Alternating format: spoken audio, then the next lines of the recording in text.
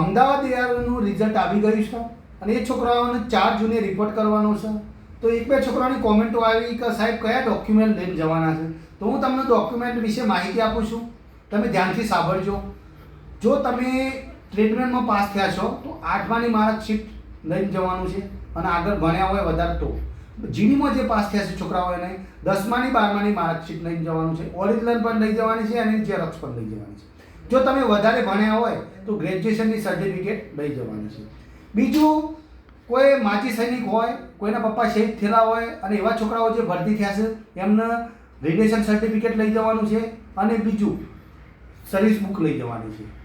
ત્રીજું, ડોમોસાઇલ સર્ટી, જેને મૂળ નિવાસી પ્રમાણપત્ર કહેવામાં આવે છે, રહેવાસીનો દાખલો, જે તમારે મામલતદાર અથવા પ્રાંત અધિકારી જોડેથી કઢાવવાનો છે અંગ્રેજીમાં, બરાબર. પછી તમારે જાતિનું પ્રમાણપત્ર જે અંગ્રેજીમાં જોઈશે, જે મામલતદારથી કઢાયેલું હોવું જોઈએ, એ પણ અંગ્રેજીમાં જોઈએ, બરાબર છે. પછી કેરેક્ટર સર્ટી જે તમને ત્યાંથી મળશે, 4 તારીખે રિપોર્ટ કરશો, એમાં તમારે એસપી સાહેબના સહી સિક્કા કરાવવાના છે. જે આપણે જે પણ જિલ્લો લાગતો હોય ને એસપી ઓફિસમાં જશો તો ત્યાં તમારું વેરિફિકેશન કરી આપશે અને એ તમારે કેરેક્ટર સર્ટી ત્યાં જમા કરાવવાનું છે. પછી તમારે કેરેક્ટર સર્ટી જે સ્કૂલમાંથી મળે છે 10-12નું, અને બીજું સ્કૂલમાંથી અલગથી પણ મળે છે અને સરપંચ જોડેથી પણ લેવાનું છે, એ અંગ્રેજીમાં લેવાનું છે, બરાબર છે.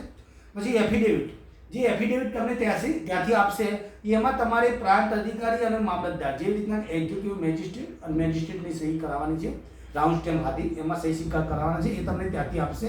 તમે ધ્યાનથી સાંભળજો અને ત્યાં સહી સિક્કા કરાવી લેજો, બરાબર. પછી અનમેરિડ સર્ટિફિકેટ 6 મહિનાની અંદરથી લેવાનું છે, એ સરપંચ પાસેથી લેવાનું છે. જે ગ્રામ પંચાયત હોય ત્યાં સરપંચને આપશે. જેને ખબર ના હોય એમને વોટ્સએપ મેસેજ કરજો, અમે એને ફોર્મો આપીશું.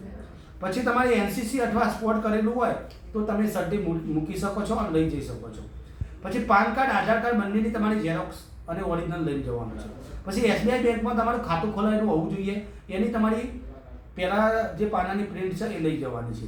પછી તમારો આખો ફેમિલીનો ફોટો તમારે લઈ જવાનો છે 4x6માં. એ ફોટા પર તમારા સરપંચના સહી સિક્કા કરાયેલા રાઉન્ડ સ્ટેમ્પ અને સરપંચનો સહી સિક્કો કરીને લઈ જવાનો છે. પછી તમારા પપ્પાનું આધાર કાર્ડ અને પાન કાર્ડ બંને લઈ જવાના છે. પછી 100 રૂપિયાનો સ્ટેમ્પ પેપર એના સાથે જોડવાનો છે, જેમાં નોટરી કરાવી દેવાની, બરોબર છે. 20 પાસપોર્ટ સાઇઝના ફોટા જે તાજેતરમાં પાડેલા હોવા જોઈએ, 6 મહિનાની અંદર. મૂછો ના આવવી જોઈએ, દાઢી ના આવવી જોઈએ, એકદમ સેવિંગ ક્લીન, એકદમ મસ્ત ફોટા હોવા જોઈએ, બરોબર. 3 ફેમિલી ફોટો 4x6, એ ફોટો તમારે જોડે લઈ જવાના છે. ત્યાં સર્વિસ રેકોર્ડમાં તમારા જે નાના ભાઈ બહેન હોય, તમારા મમ્મી પપ્પા હોય, એમના લઈ જવાના છે.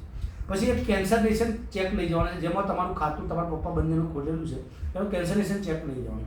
આ બધા ડોક્યુમેન્ટની 3 ઝેરોક્સો કરી અને તમારા 4 તારીખે ઈઆરઓ ઓફિસમાં રિપોર્ટ કરી દેવાનો છે અમદાવાદ. જે પણ છોકરાઓનું ડોક્યુમેન્ટ સાઇડથી કોઈ પણ પ્રકારની સમસ્યા હોય, તમે અમારો કોન્ટેક્ટ કરજો, અમે તમારી મદદ કરીશું. અને આ જે જોવે છે, જેને કામ આવે, જેને ના આવે, જે જોતા હોય એ આગળ ફોરવર્ડ કરો, તો જેને જરૂરિયાત હોય એના જોડે પહોંચી જાય. જય હિન્દ, વંદે માતરમ.